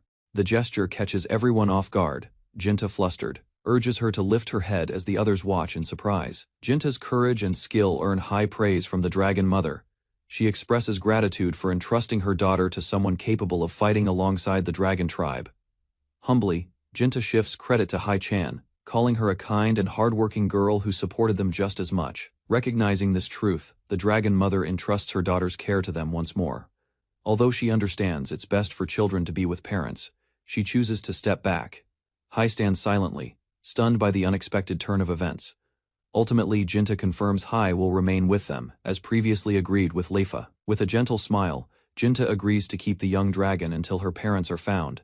His companion warmly welcomes her, easing the girl's tension. Tears swell in Hai-chan's eyes as the time to part draws near. The farewell weighs heavily on her heart.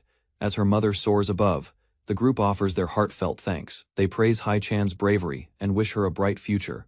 Unable to hold back, she cries out loudly. Her emotions burst forth in a final farewell.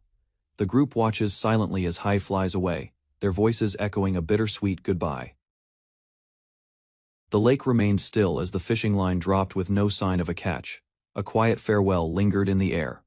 Since that day, 7 quiet mornings had passed. Jinta remained by the dock, casting his line while memories drifted through the calm waters. From the distance, a voice gently interrupted his thoughts, calling him back as the sun began to dip behind the trees. Leifa greeted him with a smile, proudly revealing the meal she had prepared with both hands full of steaming plates. Though prone to mishaps, her dedication shone through, bringing warmth and comfort to the table and to Jinta's heart. While enjoying their meal, Leifa mentioned that supplies were running low. The peaceful mood shifted slightly as plans for a shopping trip surfaced. Jinta noted the distance to town, a half-day on foot. Without Hai-chan, travel had become a slower affair. The mere mention of that name caused Leifa to freeze. Her gaze dulled, and her expression tensed. Tears welled up before anyone could react. The emotional wave hit suddenly, and Leifa broke down at the table in a loud, chaotic fit. Though days had passed, the wound remained fresh. The others offered comfort as calm slowly returned. Leifa clung tightly to Quina, proudly declaring her affection for Hichan. Her emotions still ran deep, and the others could only watch with quiet understanding. Later that night, under the glow of the moon, Quina reflected silently. Though she didn't show it, her heart carried the same weight of longing. Jinta prepared to sleep early, thinking ahead to their trip. As he slipped under the covers, he noticed an unexpected warmth. Lifting the blanket, he found He nestled beside him, her presence mistaken for a thoughtful gesture. Without protest, he pulled her closer. The comfort of warmth, both physical and emotional, filled the room. A calm silence filled the room as the two lay side by side. Neither spoke, but comfort lingered in the quiet. Moments later, Hai appeared by his bedside. With a playful smile, she asked why he was surprised, claiming her place without hesitation. Rain fell gently outside, as Jinta recalled his own words from before. This was her home too. That memory brought a sense of clarity. Despite meeting her mother, she chose to come back, guided by what this place meant to her. Together they had shared meals, battles, and warmth. Even as a dragon, Hege saw them not as caretakers but as friends, as family. With hopeful eyes, Hege asked to stay, her small voice filled with uncertainty. The others watched, quietly moved by her sincerity. Jinta answered without hesitation, gently patting her head. Her return brought warmth to everyone, stirring quiet joy in the room. Laughter and tears mixed as the group embraced her. In that moment, the lake house felt complete again. Later, she shared what her mother told her: she needed to become human if she truly wanted to be with them. Motivated by that wish, she trained hard. Now, standing before them, she had made it real all on her own. Hari shared that her mother had praised Jinta, calling him strong and dependable. She expressed her desire to receive affection as part of her growth. Blushing, she revealed her goal to one day become a couple and eventually lay an egg, just as her mother suggested. The group froze at her boldness. Reactions ranged from silent confusion to cheerful disbelief as the night settled over the house. Arriving at the ruins of Padja, Jinta and his party stood before the ancient dungeon entrance, ready to begin their next quest. The following day, Jinta returned to town, accompanied by one of the girls. While walking the streets, they discussed the need to revisit the gacha shop once again. During their visit, a shop clerk unexpectedly approached and initiated a consultation, catching them off guard. She formally requested Jinta's help in acquiring rare items that could serve as valuable prizes. Inside the nearly empty store, she explained the dire situation without new prizes. Customer interest was fading and business was in decline. A mysterious explosion had destroyed a warehouse, one that belonged to the company supplying the shop's prized items. Jinta joked that his luck might have drained the good prizes. The group gathered to learn more, questioning if the explosion had been accidental. Witnesses couldn't explain the cause. Flames had erupted from Mount Nail and struck the warehouse. The event caught everyone by surprise, including Jinta. Fortunately, the destroyed building was empty, but all stored goods were lost in the blast. With no funds for a top exploration team, the clerk turned to Jinta, the only one strong enough to help. Burdened by guilt, Jinta wondered if his overwhelming power had caused more harm than good. Still, he and the others agreed to take on the mission themselves. Inside the dungeon, doubts surfaced. Jinta questioned whether any treasure remained in such a well-known location. However, Lifa revealed that while most believed the dungeon ended at the 7th floor, it secretly extended to the 10th. No one had ever reached that depth. Confidently, she claimed divine insight, though her companions remained skeptical of her vague explanation. Just as she pressed forward with excitement, the path ahead crumbled, endangering the group once again. Lifa stumbled as the floor gave way beneath her. Shock spread across her face as rubble fell, and the ground vanished below her feet. Just in time, Jinta caught her, pulling her away from the edge as the tiles crumbled into darkness. He warned her to stay alert in such places, and though embarrassed, she nodded quietly, acknowledging her mistake. As the tension eased, the others teased Lefa, while Jinta remained startled by how close they had come to disaster. Eventually, the party reached the dungeon's 7th floor, only to find themselves at a dead end. Though disappointed by the lack of monsters and treasure, Jinta remained attentive. Lifa insisted there was still another floor hidden nearby. Quina discovered ancient writing on a nearby wall, speculated to be a spirit letter. The group gathered, curious about its meaning. Even Lifa couldn't interpret it. Jinta stepped forward to examine the inscription, recognizing something unusual about it. While quietly investigating, he triggered a hidden mechanism. A faint click echoed through the room. Suddenly, a sealed passage opened before them. The group stood still, stunned by the unexpected revelation. The sudden activation of the hidden path left the group stunned. Lifa and Quina called out to Jinta in surprise. Curious how he understood the mechanism, they questioned his knowledge. Jinta casually admitted he could read the script. It turned out the writing was in Japanese, a language only Jinta could read, revealing a clue about hidden guardians below. The group descended into the lowest level of the ancient ruins. Dim corridors guided them to a vast chamber lined with stone pillars. As they moved deeper, an eerie sensation crept in. One of them paused, sensing an unusual presence nearby. Suspicions grew as they recalled earlier spirit warnings. They concluded that a powerful guardian was likely protecting the treasure. With sudden enthusiasm, one of the girls volunteered to confront the threat. She proudly announced her new special move, a unique skill born from her divine class, something called Goddess Punch. Revealing her past training, she explained how boxercise had evolved into a combat technique in this world. After attempting her special move, the girl stepped back, disappointed.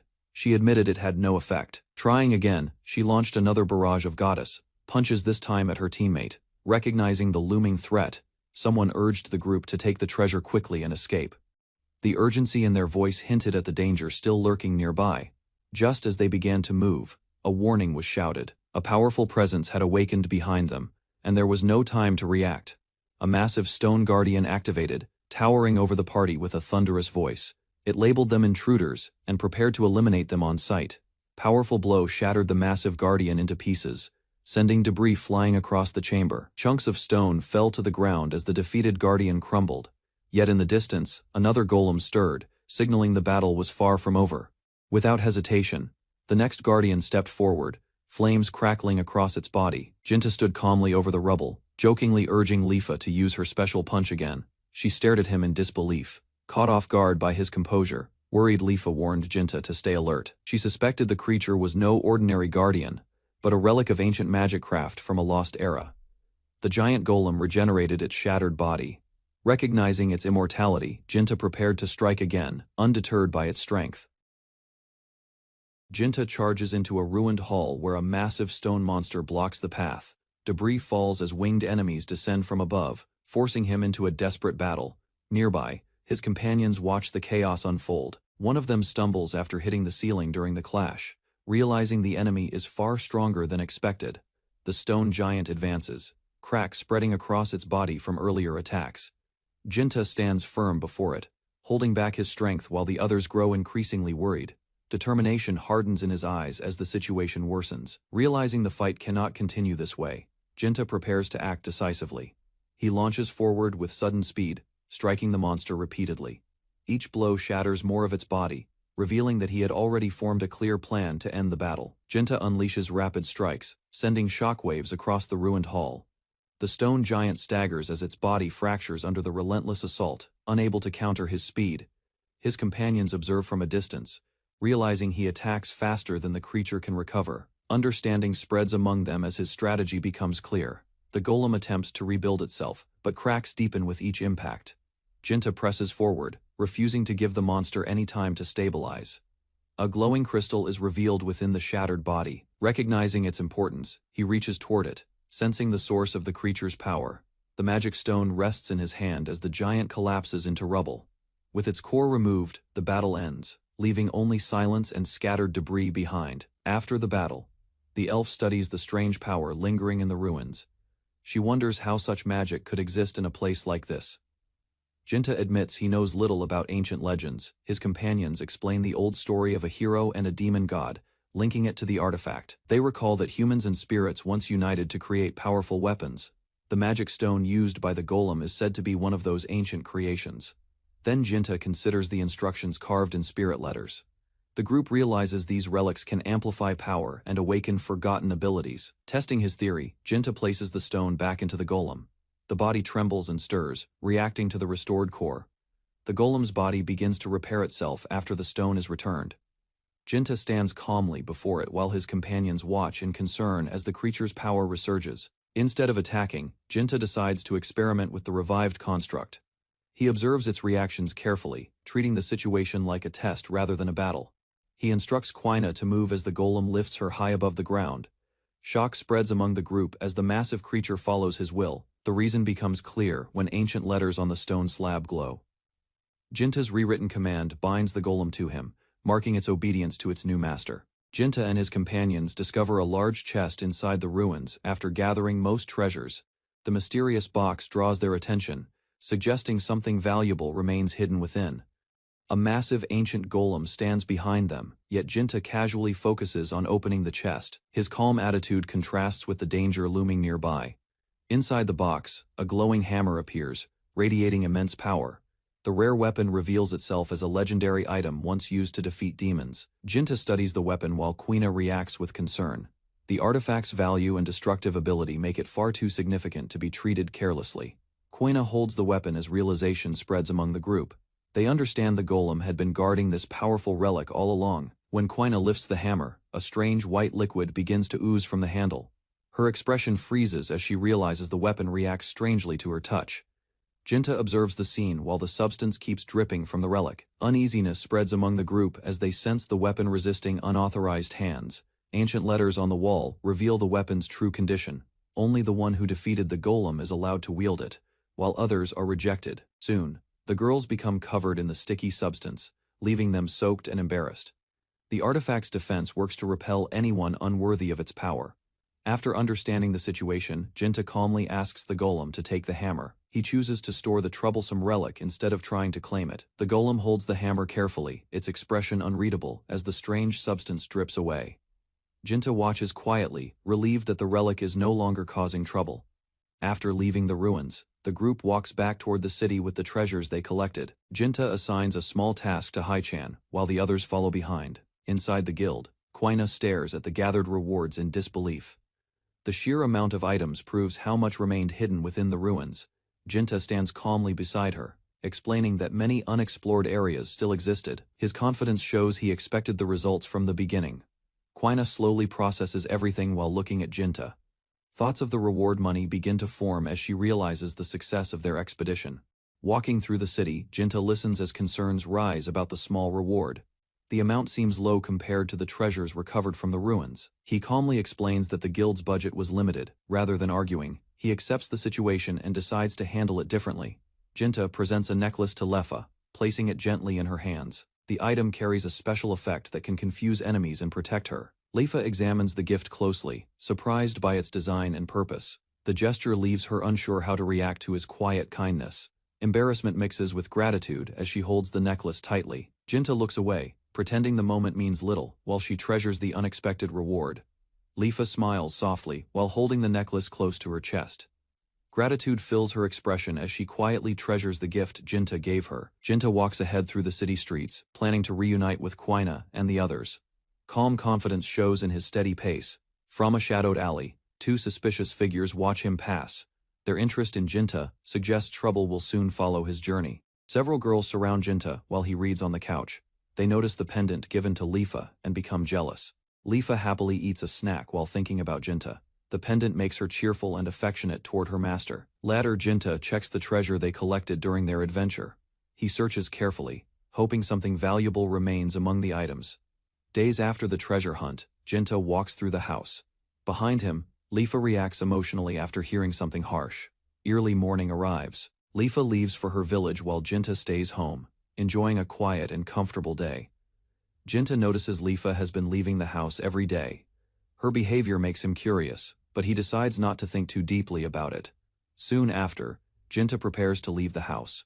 He decides to spend the day completing random quests to pass the time while the others stay behind. At the guild, he learns that the request to find Mr. Rain has been abandoned. The news surprises him as he listens to the explanation.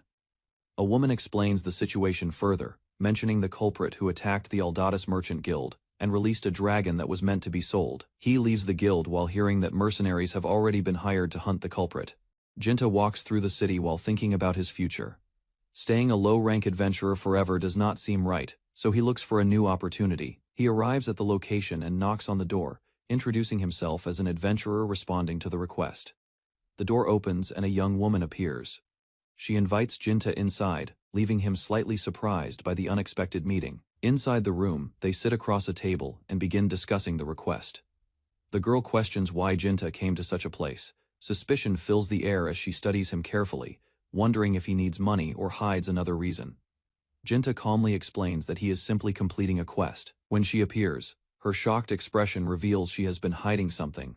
Suspicion quickly forms that she secretly visited the gacha shop and possibly lost a large amount of money. Soon after, several guards arrive at the place. One of them explains that he accepted the request connected to the situation and begins observing the surroundings.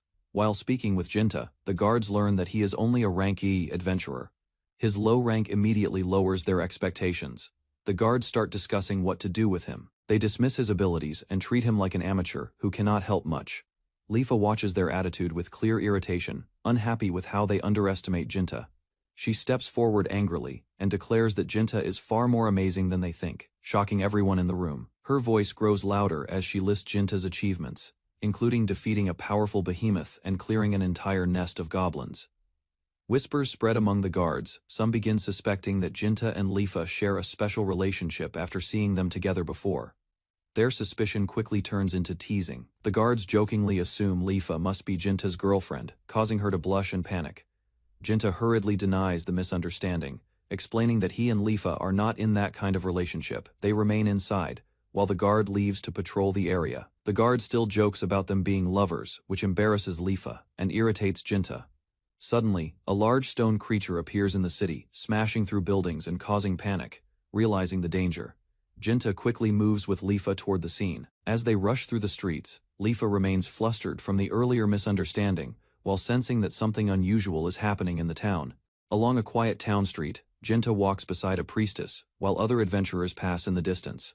Time alone during a quest feels unusual. After many group missions, a confident smile appears on the priestess's face as she walks beside him. She knows their companions will likely discover the truth. Eventually, soon the pair reach their residence and step toward the entrance after completing the quest. Inside the building, a cheerful girl quickly approaches them after noticing their return. Jinta reacts calmly while the priestess shows an embarrassed, playful expression as the situation becomes clear. Inside the guild residence, Jinta and his companions return from their mission. A guild member stops them and explains that someone new has arrived after they left earlier. Standing confidently before them, the girl introduces herself as Quina, the new member assigned to the mission. The priestess looks surprised by Quina's sudden appearance and questions the situation, realizing their quiet plan has already been discovered. Quina explains that she confirmed the mission with the guild and followed them here. The priestess grows irritated while Jinta awkwardly tries to respond. Meanwhile, Jinta attempts to change the subject as their other companions notice the tense scene forming around them.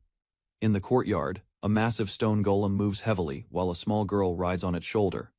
The creature shakes the ground as it walks, showing its strength. Soon after, Jinta, Lifa, and Quina end up accepting the same mission together. The unexpected partnership forms naturally as they begin working as a team. Later that day, the group returns after completing their task. The guild representative praises their performance and prepares the reward for the successful mission. The guild confirms that the request originally came from Lifa, explaining how the job was arranged. As the day ends, the group prepares for the next mission, while Lifa quietly reflects on the events that unfolded. Night covers the town as Jinta walks through the street with Lifa and Quina. The quiet road is lit only by faint lights from nearby buildings. While moving through the town, the group discusses plans related to the quest rewards. Quina quickly understands the situation and calmly acknowledges Lifa's reasoning. Jinta watches the two while quietly observing the conversation. Moments later, Lifa suddenly stops and explains that she needs to leave for an important matter. She quickly asks the others to head home first, after she runs off. Jinta turns toward Quina and suggests visiting nearby shops while waiting. She smiles confidently, reminding Jinta about their earlier discussion while playfully teasing his reaction. Lifa relaxes after finishing her task while the group returns to their residence. Outside the building, a dragon calmly waits in the courtyard after releasing its human form. Inside the hall, Jinta and Quina prepare to leave again while Lifa thanks them briefly before heading out on her own. The group separates for the night. Later that evening, Lifa walks away through the city under the night sky. She leaves with confidence, but she never returns afterward. Inside the shop, Lifa asked whether the silver ring she had reserved was still available. The shopkeeper confirmed he had kept it aside, honoring her earlier promise to return. Holding the small box carefully, she felt both relief and tension rise within her chest. When the shopkeeper casually implied the ring might be meant for someone special, her composure immediately crumbled, flustered and red-faced. She struggled to maintain a calm explanation under his curious gaze. Regaining control, she insisted the purchase was merely a gesture of gratitude for help received before. Determination replaced embarrassment as she paid and secured the ring, despite his doubtful expression. Outside under the night sky, frustration lingered while she replayed the awkward exchange in her mind. Realizing time was short, Lifa hurried toward the carriage terminal, clutching the gift and hoping she would arrive before departure. Walking alone beneath the dim streetlights, Lifa was stopped by a man who gestured toward a narrow alley, insisting it would serve as a faster route. Though hesitant at first, she listened as he confidently explained that the shortcut would save her precious time on such a late night. After expressing brief gratitude, she stepped into the alley and continued forward, unaware that the same man remained behind, quietly observing her retreating figure from the shadows. Excitement soon replaced doubt as she focused on the small box she carried, thinking about the silver ring inside, and her plan to give it to Jinta beneath the crescent moon. Anticipation softened her expression while she wondered whether he would be pleased by her unexpected gift. Without warning, the path ended abruptly in a dead end filled with scattered debris, and unease slowly overtook her earlier confidence. Lifa sensed something wrong as she stepped deeper into the alley, realizing too late that she had been deliberately guided away from the main road. From the shadows, a masked man confronted her and revealed he sought revenge connected to the notorious gacha thief, using her as leverage. Understanding his intention to provoke Jinta, she firmly refused to cooperate and declared her position within the town's vigilante group. Tension escalated when he ignored her warning and moved closer, treating the situation as a game rather than a crime. Despite her resistance, he seized control of the encounter, leaving her isolated in the dark courtyard as danger closed in. In the deserted courtyard, the masked man struck decisively, forcing Lifa to the ground while his accomplice watched without concern. Collapsed against the wall, she struggled to stay conscious as they mocked her weakness and realized their plan to lure Jinta had failed. Far away, Jinta sat awake on the sofa, an uneasy feeling preventing him from resting peacefully that night. Moonlight covered the quiet house as his concern deepened, sensing something was wrong despite the silence around him. Soon after, he considered going out to check on her, while Quina approached to report that Lifa had still not returned home. Quina noticed the open door and Jinta's absence, realizing he had already rushed out to search for Lifa. Inside the quiet house, a young elf woman notices a strange letter addressed to Jinta and grows uneasy about its sudden arrival. Outside at night, another woman is urged awake while Jinta reads the letter, which orders him to come to a hideout and threatens a woman's safety. Elsewhere, the captured woman lies on a wooden floor behind iron bars, weakened and gradually losing consciousness in the dark interior. After some time, she slowly regains awareness, pushes herself upright, and steadies her breathing despite the pain in her body. Now fully awake, she looks around the barred cell, realizing she has been imprisoned in an unknown place. Footsteps echo along the stone corridor as a cloaked figure approaches the cell, carrying a bucket while the imprisoned elf senses someone drawing near. Through the bars, she recognizes the visitor as the monster tamer from Nail and questions why this person stands before her.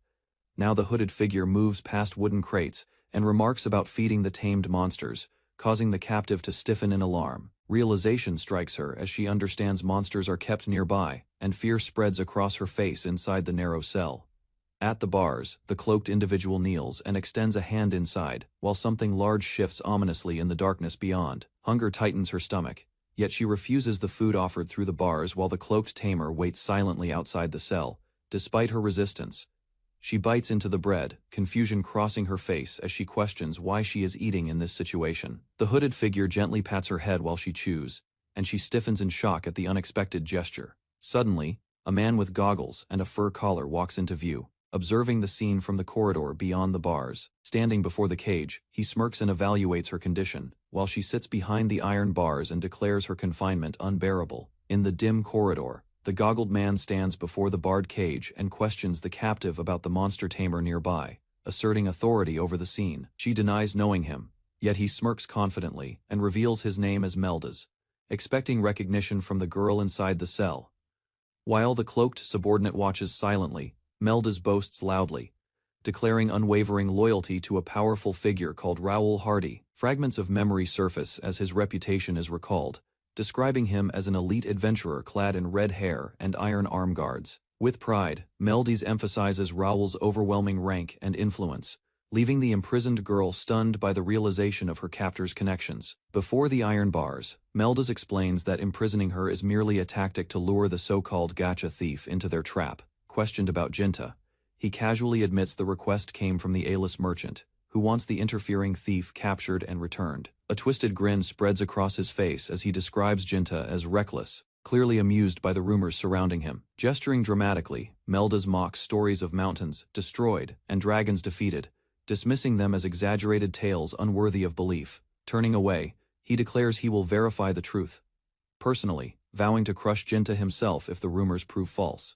Meldas slams his fist forward, releasing a violent surge of magic that tears through the underground chamber and shatters the surrounding stone walls. Dust and debris rain down as he boasts about unleashing an advanced magic attack effortlessly, while the captive girl realizes his strength exceeds common sense.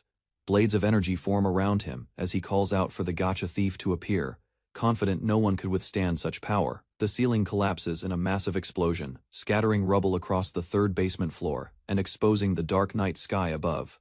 Amid the falling debris, Jinta lands calmly before the cage, identifying himself as the one whose companion Lifa was kidnapped.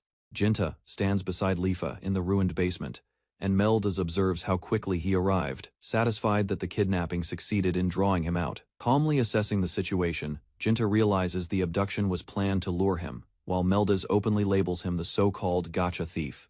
Lifa steps forward in concern, yet Jinta signals her to remain back, choosing to confront the enemy alone without hesitation. Across the broken floor, Meldas spreads his arms and invites a fight, warning that escape remains possible, only until the battle truly begins.